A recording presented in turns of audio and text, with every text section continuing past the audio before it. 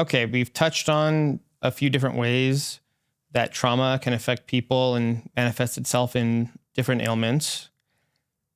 I would like to briefly touch upon how trauma manifests itself in OCD. Mm-hmm. Maybe not briefly. Let's talk about how trauma manifests itself in OCD. Mm-hmm. Maybe talk about a specific case you had Sure. where that manifested. And also, let's briefly explain to the listeners why OCD is one of the most extreme cases of anxiety. Okay. So let's put some, as everybody knows, I'm really into defining things. Mm-hmm. So let's define trauma, and then let's define what an obsession is. And we've already defined what a compulsion is, but we'll cover that again for those watching.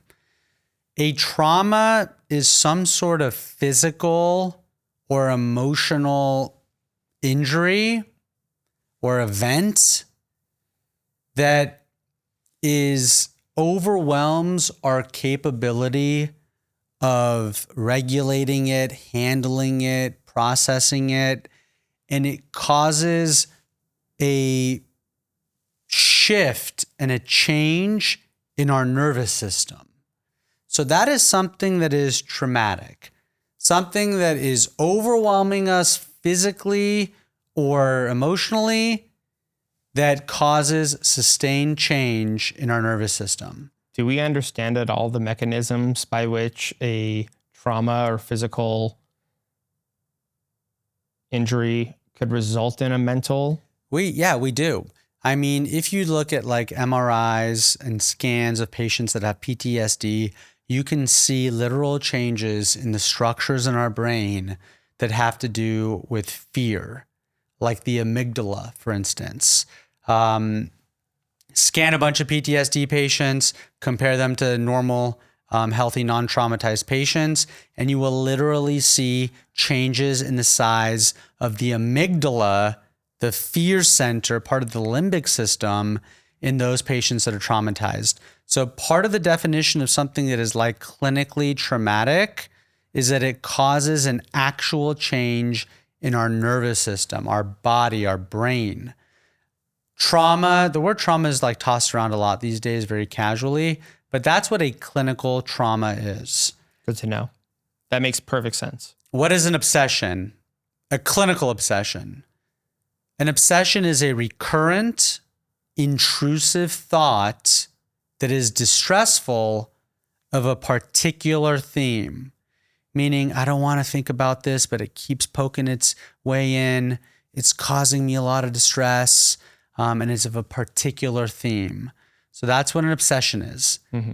When someone gets obsessive about something, it causes distress. Oh, I'm obsessed that like this is going to have germs on it. It's not clean enough. I'm going to get sick. That causes me to feel very anxious and distressed. And that anxiety, like we've discussed a million times already, can drive behavior. I can feel compelled to engage in a behavior just to relieve the anxiety of that obsession, like compulsive hand washing, for instance. Okay. So that's a basic kind of definition of what's a trauma, what is an obsession, and what is compulsive behavior. So your question is, can trauma lead to obsessive compulsive symptoms? Absolutely, it can. Now, I've seen this so many times in my practice, I could pick a bunch of case examples. So let me outline one. 60-year-old male, no history of obsessive compulsive disorder, any sort of clinical anxiety, had a urological issue with his prostate, had to get some sort of medical intervention. His prostate was really enlarged, had to get like a whole procedure about it, and then needed a catheter, a tube up his urethra into his bladder that allowed him to void his urine during the recovery process in which his prostate could heal. This hurts me already just listening to it. Yeah. Now, this guy went home. Again, 60-year-old male, no history of clinical anxiety, has this catheter up his urethra that he needs in order to urinate. He unfortunately has a trouble like putting in the catheter at home, despite a bunch of instruction by his nurses and doctors. He now finds himself with this intense urge to urinate, and yet he cannot get the catheter up his urethra, so he can't drain his urine. Ooh. He is now in this great state of panic and fear because his bladder is totally full and he cannot void. This guy is scared to death. I can't get the catheter in. My hands are shaking. I'm in the middle of a panic attack. How the hell am I going to get this urine out? My bladder is going to explode. I'm freaking out. Oh, talk about a nightmare. Nightmare. Oh. He ends up going to the emergency department. Some of the doctors even have trouble putting it in. Finally, they get it in. He's all good. Regardless, traumatic. I feel physically like my life is in danger. I feel powerless to help myself. Powerlessness and the inability to help yourself is a major component of things that are traumatic. Now, what's spraying out of this? He now gets obsessed about urinating on time. He sets a timer. I need to make sure I urinate every 75 minutes. He's tracking the amount of urine that comes out of him to make sure that he's voiding properly.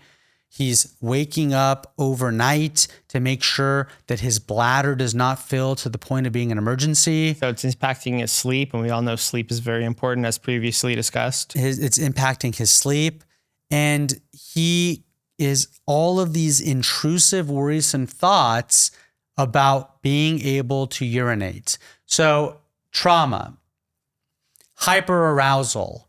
I am so in tune to my ability to urinate and how often I'm urinating. His vigilance. I am on the clock making sure that I urinate every 75 minutes. He's tracking all of these things, so he starts obsessing. Again, it's recurrent, it's intrusive, he's at work, he's getting about his business. Oh, is it time to urinate? How's my bladder health? God forbid something happens where I can't urinate. The threat is unimaginable. I'm going to have to go to the emergency department. What happens if my bladder explodes? I could be in major problem, right? So he is now, out of this trauma of being unable to urinate, having to go to the emergency department, become obsessive and compulsive about urinating on a certain schedule, a certain amount, overnight, water intake, and the rest of it. So this trauma has now developed into this obsessive compulsive disorder. Now, this is very different than kind of a primary ritualistic obsessive compulsive disorder that, you know, we often see that's portrayed in the media. If you guys want to know about can you give us a quick one? Because I'm not even sure what you're talking about exactly. Yeah. So there's patients that have OCD that engage in ritualistic behavior. You're talking about like rubbing a doorknob 3 times before you open it. Some sort of ritual. Mm-hmm. Like if I don't rub this doorknob 4 times before I leave this house, then my house will catch on fire. If I don't step over every single crack, then some sort of negative outcome is going to happen to me or some loved one that has nothing to do with stepping over cracks. Mm-hmm. So that's kind of like this classic ritualistic OCD. Yeah. Here we have an obsessive compulsive disorder that has sprung out of a trauma. So here's an example on how trauma can actually lead to OCD, which makes sense because trauma and OCD are both anxiety disorders. They both stem out of fear and worry. I mean, that makes sense, you know? Yes. 100%. This is that person that got into a car accident that will no longer drive. It's that person that got mugged on the street, that gets agoraphobic and never leaves their house. So their body's way of it overcorrecting, right? Mm-hmm. PTSD is an overcorrection. Overcorrection. Yeah. I will not engage in some behavior that gives me any sort of risk of experiencing this trauma again. Which also, when someone has post-traumatic stress, they don't respond to safety signals. So, and we talked about this a little in the last podcast too, because now their forebrain has evidence that the worst case scenario can happen. Yes. So a doctor can tell you, hey, it's safe. Don't worry about it. It's actually good for you. You're getting safety signals but you can't accept them. You can't accept them because it actually did happen to you. Exactly. And it's hard to accept the fact that it was just a one-off, low percentage chance of this event happening. That's the hard part in coming to understand. Yes. And here's I'm going to repeat it because it's important, but an important kind of feature of PTSD is that someone that has been traumatized does not respond to safety signals in their environment. I had a patient who was in a traumatic emotional relationship, for instance, an abusive marriage, physically and emotionally abusive, got out of that marriage, but was so traumatized by it. Hey, doc, I'm dating this new guy. It's safe. It's secure. He's given me these green light signals that he's committed to me, that he's not going to abuse me. And yet I cannot shake the worry that this is going to become another abusive relationship. These safety signals that my partner is giving me, I can't accept them. And I'm still guarded and won't allow myself to get emotionally close because I'm still worried that the prior traumatic incident, as far as that abuse, is going to happen in this relationship despite the safety signals in this new environment. So that must be really tough. How do you help that? First of all, you give them the insight that this is what's happening. Second of all, you tell them, listen, you have to listen to the safety signals, which that might mean being more emotionally close and unguarded. It might mean being more romantically and sexually open and unguarded.